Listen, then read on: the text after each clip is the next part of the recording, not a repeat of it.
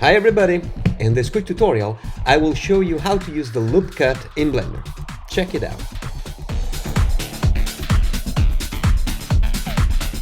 Alright, we have a brand new Blender project. We're gonna delete the light and the camera here because we don't need them. We only need our 3D model. It's a primitive cube here. So let's switch to the edit mode after selecting the entire model, of course, and go here to the loop cut.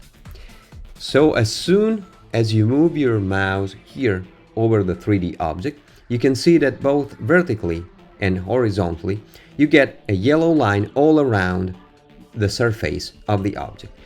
If you click your left mouse button, you can cut perfectly in the middle your 3D model, both vertically and horizontally. Okay, Blender automatically calculates the half of a cut or the mass of the 3D model here. So you can make another cut here in the middle in vertical direction, horizontal, but also this side here, here, and here. Another great thing about the loop cut is that you can customize actually the position of your cut. Click and hold the left mouse button and move the cut in the position you want here. Then release the finger from the mouse. Another example here, for the vertical direction, horizontal direction. Here it is. You can make an infinite number of cuts here, as you can see by this example.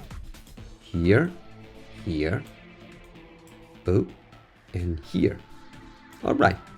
Then you can use vertices or edges or even face selection tools here with the selection tool or the transform tool here to actually sculpt your 3D model the way you want. Okay, rotate, scale, do whatever you want with all these custom cuts you've made on the surface of your 3D model.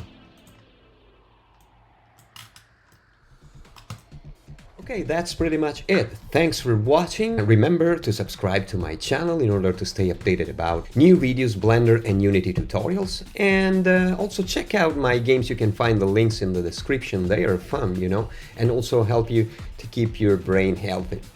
See you next time.